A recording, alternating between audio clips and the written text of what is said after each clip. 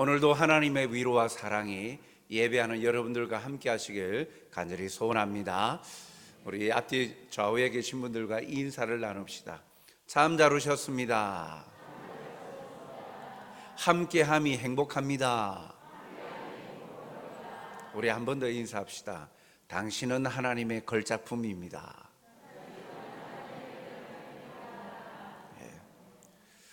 걸작품, 아주 뛰어난 작품, 가히 값으로 매길 수 없는 작품. 우리가 하나님에게 그러한 존재입니다. 세상적인 가치 기준, 그것은 나름의 경제적인 가치 기준, 그리고 그들이 세운 통념화되어져 있는 생각들을 기준으로 가치를 매기죠. 이 통념이라는 단어는 사전적으로 볼 때 일반적으로 사회에 널리 퍼져 있는 생각이나 개념을 통념이라고 합니다. 예를 든다면 과거 시대적인 통념들이 시대마다 있습니다. 과거에는 남자는 부엌에 들어가면 안 된다. 과거 예전에는 그리하였죠. 그러나 지금은 달라졌습니다. 또 지금도 여전히 그러한 것이 있습니다만 수도권보다 지방은 항상 무언가 덜 떨어져 있다, 부족하다. 현실적으로 시대적으로 보더라도 수도권에 모든 것이 집중되어 있고 지방에는 인적 자원이나 여러 가지 인프라들이 갖춰지지 못해서 수도권보다는 조금 뒤처져 있는 것은 사실입니다. 그렇다고 지방에 있는 모든 인프라나 자원들이 무조건 수도권보다 못하냐? 그렇지 않죠. 예수님 당시에도 이 유대 사회 가운데에 이런 시대적인 또 사회적인 통념이 있었죠. 예수님을 소개할 때 예수님의 그 제자가 예수님을 소개할 때 뭐라고 말합니까? 나사렛에서 무슨 선한 것이 나겠느냐? 나사렛 같은 그 촌에서 대단한 것이 나오겠냐? 이 예수님 당시에도 그런 사회적이고 시대적인 통념들이 있었죠. 그런데 우리는 오늘 말씀을 통해서 생각해 볼 것은 우리가 살아가는 시대 가운데 사회 공동체가 가지고 있는 일반적으로 널리 퍼져 있는 공감하는 생각이나 개념들이 있지만, 그러나 우리 그리스도인들은 그런 세상의 사회적인 시대적인 통념대로만 살아가는 자가 아니라는 사실이죠. 우리가 주목하고 또한 집중해야 될 가치와 생각들이 뭘까? 오늘 말씀을 통해서 우리 함께 그 사실을 발견하고자 합니다. 오늘 본문에 보면 이 유다 베들레헴 땅의 한 가정이 소개되고 있죠. 그런데 이 가정에 고난이 닥칩니다. 이 가정에 닥친 이 고난을 바라보는 이 세상의 통념으로 세상에 널리 퍼져 있는 개념이나 생각의 그 부분들로 살펴볼 때 이들에게 있는 고난을 어떻게 바라볼까? 어떤 일이 일어납니까? 2절에 보니까 그 사람의 이름은 엘리멜렉이요. 2절 비춰주십시오. 그 사람의 이름은 엘리멜렉이요. 그의 아내의 이름은 나옴이요. 그의 두 아들의 이름은 말론과 기론이니 유다 베들레헴 에브랏 사람들이더라. 엘리멜렉이다. 가장이 엘리멜렉인데 그 사람은요 유다 베들레헴 사람들이다 라고 밝히고 있죠. 예수님이 탄생하셨던 곳이기도 한 베들레헴에서 기업을 받아 아내와 두 아들이 있는 가정입니다. 그런데 이들은 자신이 살고 있는 이 베들레헴 땅을 떠나서 이주하게 되어집니다. 그냥 옆 동네로 이주하는 것이 아니라 하나님을 믿지 않는 이방 땅, 모압 땅으로 이사를 가죠. 1절 하반절에 보니까 유다 베들레헴의 한 사람이 그의 아내와 두 아들을 데리고 모압 지방에 가서 거류하였는데 라고 밝히고 있습니다. 왜 이 가정이 그렇게 모압 땅으로 이사를 갔을까? 거기에는 이들 가운데 가지고 있는 그 시대적이고 그 세상 가운데 공동체의 통념이 있었습니다. 그런데 이 이사를 가서 사실은 그 가정에 고난이 닥치는데 네 식구 중에 세 식구가 죽고 한 사람만 남는 죽음이 찾아옵니다. 3절 상반절에 보니까 나오미의 남편 엘리멜렉이 죽고 남편이 먼저 죽습니다. 그리고 이후 남겨진 아내와 두 아들은 어떨까요? 알고 지내던 사이 그러한 친족의 땅이 절대 아닙니다. 모압 땅, 교류도 잘 하지도 않는 땅, 이방 땅이죠. 누가 아는 사람이 있겠습니까? 그런데 그곳에서 정착하기 위해서 남편이 죽고 난 뒤에 이 나오미와 두 아들, 어머니와 두 아들이 이 모압 땅에서 생존하기 위해서 선택한 방법은 결혼이었습니다. 자녀들의 결혼이었어요. 즉 모압 땅에 있는 사람, 집안과 사돈을 맺는 거예요. 그러면 기댈 때가 생기는 것 아닙니까? 의지할 때가 생기는 거죠. 즉 이 처갓집이 생기면서 그 처가를 통하여서 생존과 또 사회의 보호를 받을 수 있다라고 그들은 그 길을 선택을 한 것입니다. 그런데 그 두 아들마저 10년이 지난 즈음에 죽게 됩니다. 4절 하반절부터 5절 상반절에 보니까 그들이 거기에 거주한 지 10년쯤에 말론과 기론 두 사람이 다 죽고, 참 비통하고 애통한 일이 이 가정에 생기게 되었습니다. 이 가정에 닥친 이 고난, 그 고난은 모든 남자들이 죽고 여자인 나오미만 남은 것입니다. 왜 이 가정에 이런 일들이 일어났을까? 이 가정에 일어난 고난에 대해서 우리가 이해하기 위해서 먼저 생각해 봐야 하는 것은 당시 시대적인 통념을 바라보는 것입니다. 이 가정이 살고 있었던 시대, 오늘 본문 1절 상반절에 보니까 언제라고 말합니까? 사사들이 치리하던 때다라고 밝히고 있어요. 사사들이 치리하던 때, 즉 이 사사시대는 하나님이 약속하신 이 가나안 땅에 정착하고 여호수아가 죽고 난 이후에 생겨난 그 이후의 시대 아닙니까? 그러니까 여호수아와 더불어 그의 살았던 그 모든 세대의 사람들은 다 죽고 하나님이 이스라엘을 위하여 행하신 일을 알지 못하는 사람들이 살고 있었던 시대예요. 직접적으로 가나안 땅 오기까지 출애굽, 그리고 가나안 땅 정복 전쟁에 하나님이 하셨던 역사, 하나님이 행하신 그 기적과 같은 일들, 그 일들을 직접 경험하지 아니한 후세대이죠. 그렇게 이 사사시대는요, 범죄나 그로 인하여서 하나님의 징계가 일어나고 또 하나님께서 또 구원하여 주시고 또 평안을 얻었다가 다시금 타락을 반복하는 시대가 사사시대입니다. 그런데 사사시대의 통념, 사사시대에 일반적으로 널리 퍼져 있었던 생각이 뭘까? 그것을 잘 나타내고 있는 것이 사사기 17장 6절 말씀입니다. 그때에는, 사사시대를 말하는 거예요. 그때에는 이스라엘에 왕이 없었으므로 사람마다 자기 소견에 옳은 대로 행하였더라. 그때에는 왕이 없었으므로 그 시대의 통념은 무엇이냐? 각자 개인이 옳다 여기는 대로 행동하는 시대였다라는 거예요.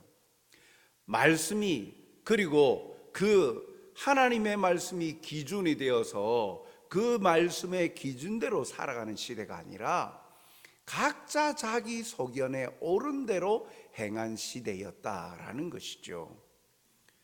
그러니까 진정한 왕이신 하나님을 인정하지 아니하고 자기 개인적인 생각이 중심이 되어서 행동에 옮기는 시대였다. 어디가요? 하나님의 백성 공동체가요.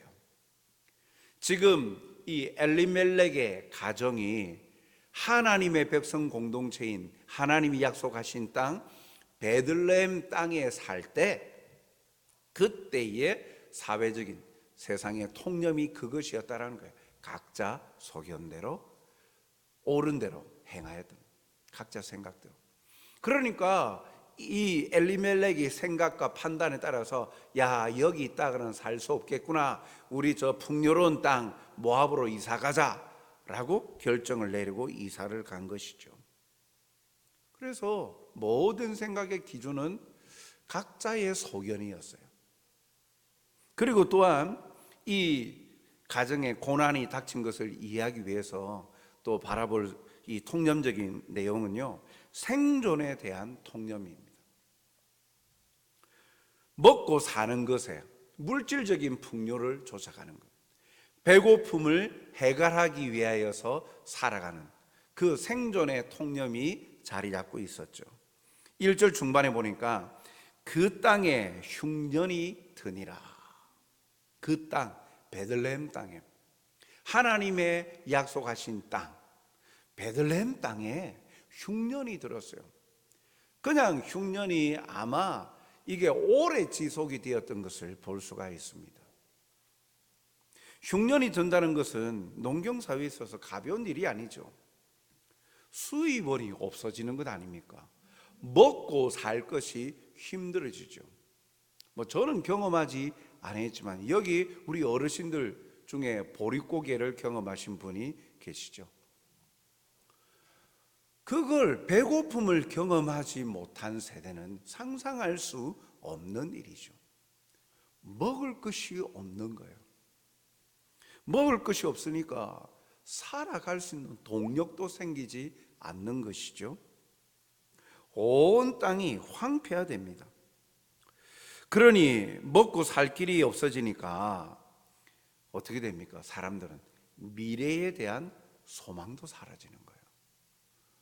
먹고 살 것이 없으니까 이들에게 미래가 있느냐는, 미래가 없다라는 거예요.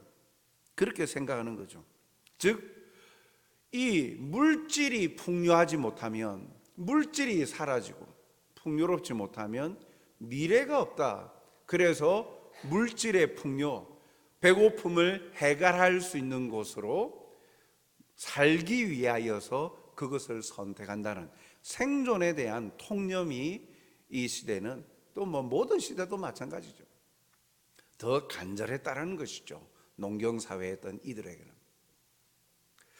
그래서 흉년은 인생사에서 굉장히 큰 환란이기에 이스라엘의 온 땅에 기근이 있으니까 인근 나라, 그게 종교적으로 하나님을 믿든지 안 믿든지 상관없이 풍요로운 땅, 흉년이 없는 풍요로운 땅 모압으로 이사를 가는 것, 그것은 이 인생의 어려움을 헤쳐나가는 옳은 선택으로 볼 수 있었던 것이죠. 이 생존에 대한 통념의 개념으로 볼 때는 그러하다는 것입니다. 그런데 왜 이 가정에 이런 일들이 발생했습니까? 통념을 넘어서 보아야 할 것들이 있는데 보지 못했기 때문입니다. 참으로 그것은 현재 자신들의 이름과 사실 연관됩니다. 룻기 1장 2절을 다시 보면 그 사람의 이름은 엘리멜렉이요, 엘리멜렉은 하나님은 왕이시다라는 뜻이에요. 그 아내의 이름은 나오미요, 나오미는 기쁨이라는 뜻이에요. 그의 두 아들의 이름은 말론, 병약한이라는 뜻입니다. 기럨, 쇠약한이라는 뜻이에요. 엘리멜렉의 이름의 뜻이 하나님은 왕이시다. 이들이 살아온 시대가 어떤 시대라 했습니까? 사사시대라고 그랬죠. 사사시대의 통념이 뭐라 그랬습니까? 각자 자기 소견에 옳은 대로 행한 것. 하나님이 진정한 왕이신데 하나님을 왕으로 인정하지 아니하는 시대,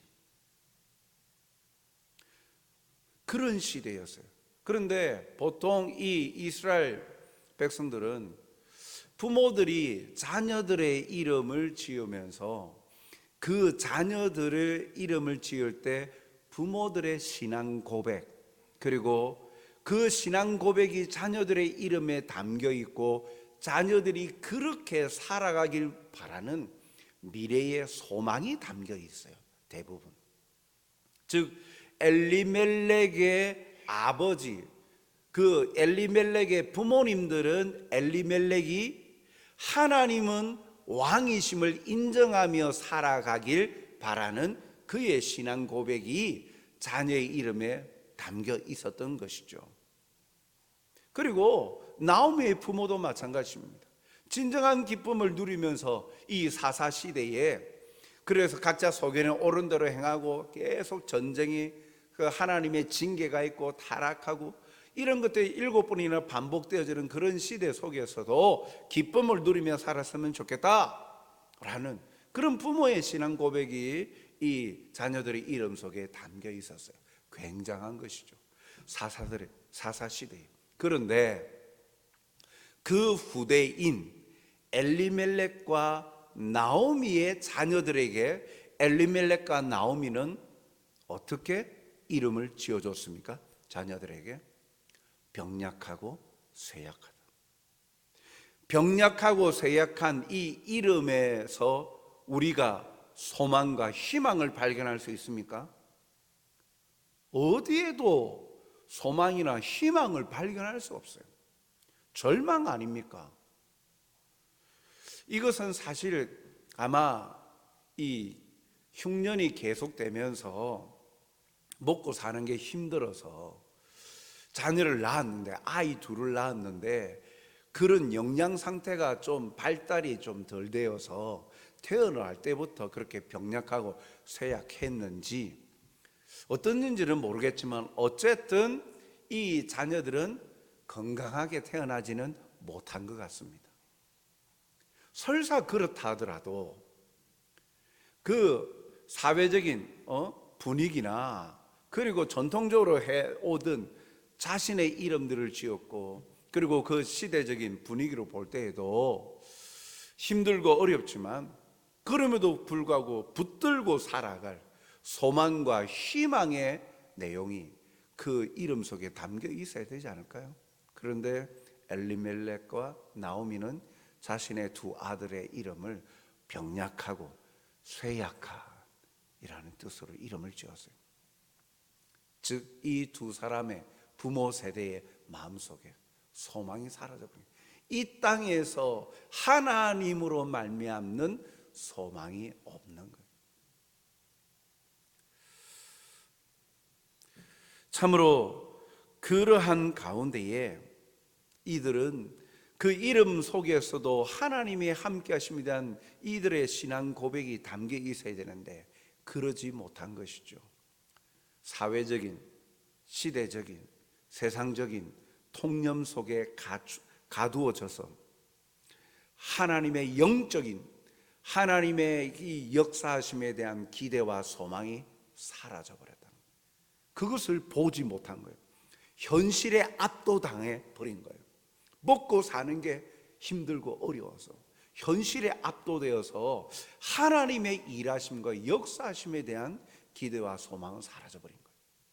그러니까 자녀들의 이름을 그렇게 지었어요. 그리고 두 번째는 하나님의 변함없는 보호와 사랑을 그들은 깨닫지 못했어요. 하나님은 과연 이 시대를, 이 땅을 버리신 겁니까? 아닙니다.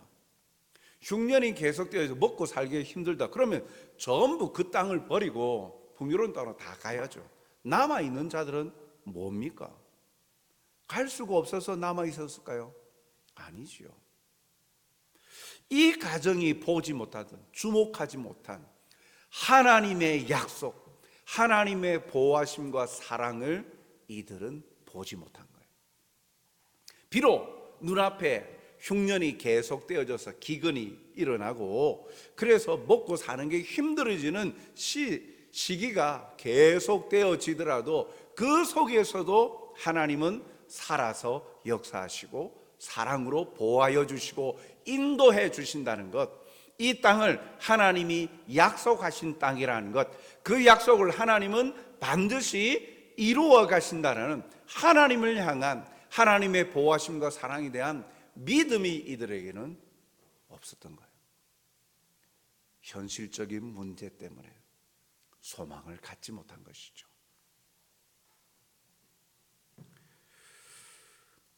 자자손손 하나님의 의로우심과 선하심을 대대로 이어가게 할 의의 혈통을 저버리고 단지 경제적인 안정과 도움을 위해 하나님이 금하신 이방 여인과의 결혼을 한 것이죠. 사실 이런 어려운 일에 처하면 누구나 다 살기 위해서 선택을 할 수 있지 않을까요? 우리는 성경을 바라보면서 이 가정이 잘못된 선택을 했다라고 우리는 지금 말하고 있지만 정작 그 현실이 우리에게 닥쳐질 때 우리도 장담할 수 없음을 보게 되어지죠. 사랑하는 성도 여러분, 우리도 현실에 안주하며 세상이 옳다 하고 그것쯤은 괜찮아 하는 이 통념 속에 빠져서 진리의 약속을 저버리는 삶을 살고 있지는 않습니까? 당장 필요한 거, 먹고 살기 위해서 물질이 필요하니까, 돈이 필요하니까 그것이 우리의 삶의 기준이 되어져 버려서 돈이 없으면 행복도 없다라고, 돈이 없으면 소망도 없고 미래도 없다라고, 거기에 매어 달리면서 무조건 모든 것이 물질에 따라서 정렬되어져 가는 우리의 삶의 모습은 아닙니까? 삶의 가치가 세상이 말하는 물질적인 이 경제적인 가치에 물들어서 하나님이 원하시는 삶의 가치가 아닌 내가 중심이 된 가치로 내 삶의 행동을 결정하고 정렬하고 있지는 않습니까? 성경은 이렇게 말합니다. 세상의 가치를 두고 살아가는 자는요, 마가복음 4장 19절에 세상의 염려와 재리의 유혹과 기타 욕심이 들어와 말씀을 막아 결실치 못하게 되는 자요. 말씀은 허황되어진 그냥 정신 수양에 때로는 영향을 줄 수 있는 정도, 마음의 평안을 줄 수 있는 정도의 영역으로만 보고 현실의 삶을 살아가는데 말씀은 도무지 나에게는 아무런 도움도 주지 않는다라고, 그래서 그것을 말씀을 포기하고 오히려 현실적인 문제, 물질을 내가 어떻게 하면 잘 살 수 있을까? 어떻게 하면 경제적으로 안정을 찾을까? 그렇게 살아가는 자는 결실치 못하는 자다. 세상의 근심과 욕심들로 인해 결실치 못한다, 열매를 맺지 못한다 라고 말씀합니다. 우리를 애워싸고 있는 이런 세상의 통념들보다 우리는 진리 대신 하나님의 약속의 말씀을 붙들고 사는 하나님의 백성들이 되시길 바랍니다. 그러한 자들에게 하나님은 결코 외면치 않으시고 열매를 맺게 하시죠. 왜요? 오늘 이 가정을 통해서 행하신 일들을 보면 그것을 분명히 말씀하십니다. 모압 땅에서 10년간 살아왔던 이 나오미에게 변화가 생깁니다. 삶의 주거지를 모압 땅에서 유대 땅으로 이주해 가는 것입니다. 그 삶에 변화를 준 매개체가 무엇입니까?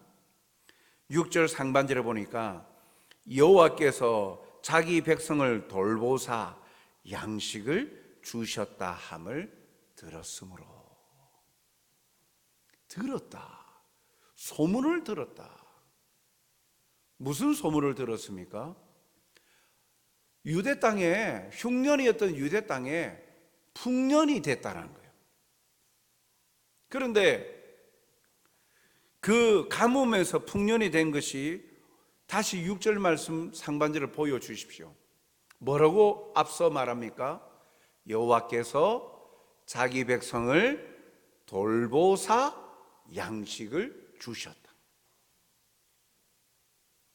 농사 잘해가지고 풍년이 되었기에 라고 말하지 아니하고, 이 풍년을, 그 원인을 어디로부터 밝히고 있습니까? 하나님께서 주셨다. 하나님께서 자기 백성을 돌보셨다. 그냥 그 땅에 풍년이 되었어, 야 이제 다시 돌아가자, 이것이 아니라 어떤 소문을 들었냐면 하나님이 행하신 일을 들은 거예요. 그 모든 것이, 하나님은 자기 백성들을 절대로 외면하지 아니하시고 돌보시는 분이시다. 그리하여서 필요한 하나님이 양식을 백성들에게 베푸셨다라는 소식이죠. 듣는다는 것은 중요합니다. 나오미는 이방 땅 남편과 아들이 없는 이 소망 없는 곳에서 고국의 풍요로운 소망의 소식, 하나님이 행하신 소식을 들음으로 불신의 땅에서 믿음의 땅으로 그 발걸음을 옮깁니다. 믿음은 들음에서 나는 거예요. 로마서 10장 17절에 믿음은 들음에서 나고 들음은 그리스도의 말씀에서 나느니라. 이것이 나오미의 발길을 유다로 돌리게 한 것입니다. 진정한 삶의 의미가 단순히 물질의 풍요가 아니라 신앙의 삶에 있음을 깨닫게 해주시는 거예요. 그래서 오늘 본문은 그걸 보여주고 있는 것이죠. 그 땅에 풍년이 되었다기에 돌아가려 하였다라고 밝히지 않고, 여호와께서 자기 백성을 돌보사 양식을 주셨다 함을 들었으므로, 하나님의 돌보심을 들었다. 그 말은 이 나오미의 마음속에도 하나님의 돌보심과 사랑을 받고 싶어하는 마음과 하나님을 향한 믿음이 생긴 것 아니겠습니까? 그렇지, 비록 우리의 길이 양식을 쫓아서 이곳으로 왔지만, 그러나 채워지지 아니하는, 그 삶을 통하여서 채워지지 아니하는 것, 하나님의 백성이 하나님과의 관계를 맺고 살아가는 것이 얼마나 그에게 필요한지를 살면서 느낀 것이죠. 남편의 죽음과 아들들의 죽음을 바라보면서 그 모든 것이 헛된 것임을 깨닫게 되어진 것입니다. 그리고 나오미는 들음에서 그치지 않았어요. 6절 하반절에 보니까 일어나 모압 지방에서 돌아오려 하였다라고 합니다. 즉 회심을 결심한 거예요. 회심을 결심한 거예요. 돌아오다라는 단어가 이 슈브라는 히브리어인데, 사실 이 룻기의 전체 주제 동사와 같은 내용이에요. 이 돌아오다, 돌아오는 것, 하나님께로 돌아오는 것, 관계의 회복이죠. 회개의 의미에서 하나님께로 돌아가는 것, 또 악으로부터 돌아서는 것, 하나님으로부터 돌아서는 것까지도 포함을 하는데, 오늘 이 돌아오려 하였다, 원래 있던 자리, 원래 안정과 평안한 그 자리로 돌아가는 것, 룻기를 통하여서 그것을 보여주시는 거죠. 진정한 하나님의 백성들의 행복은 하나님께로 돌아갈 때 주어지는 것이다라는 거죠. 하나님의 보호와 사랑을 받는 자리로 돌아갈 때 참 백성들의 행복이, 미래가 있다라는 것을 밝혀주는 거, 이 돌아온다라는 단어예요. 회심을 합니다. 그래서 마음의 결단을 합니다. 돌이킵니다. 그리고 그것으로 끝나지 아니하였죠. 결심만 하고 끝마친 것이 아니라 행동에 옮깁니다. 룻기 1장 7절에 보니까 있던 곳 모압이죠. 있던 곳 모압에서 나오고 유다 땅으로 돌아오려고 길을 가다가, 모압에서 나오고 유다 땅으로 돌아오려고 길을 갔다. 이미 발걸음을 옮긴 거예요. 이게 회개죠. 마음만 결심하고 그러면 안 되지, 이렇게 해야 되는데 생각으로 그치지 아니하고 이 나오미는 행동으로 옮겼어요. 이것을 회개의 행동으로 보는 거예요. 참된 회개는 자신의 잘못과 죄를 하나님 앞에 버리고 하나님의 은혜와 선물로 자신에게 채웁니다. 행동이 따르는 거예요. 결심으로 끝나는 것이 아니라 회개에 합당한 열매를 맺는 것을 말하죠. 하나님께서는 돌아선 이 나오미와 따라온 모압 여인 룻을 통해서 하나님의 회복의 역사를 써내려가지 않습니까?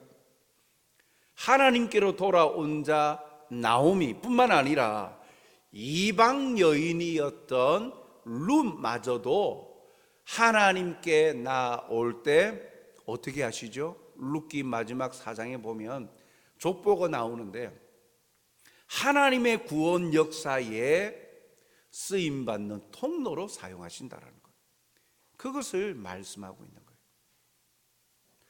끝까지 주의 말씀을 붙들고 나아가는 하나님의 사람들을 통해 하나님의 역사가 이어져 감을, 하나님의 보호하심과 은혜가 부어짐을 말씀하고 있습니다. 사랑하는 성도 여러분, 오늘 우리에게 주신 말씀을 통해서 우리 각자에게 주시는 하나님의 말씀이 있습니까? 어떤 것들이 마음에 닿습니까?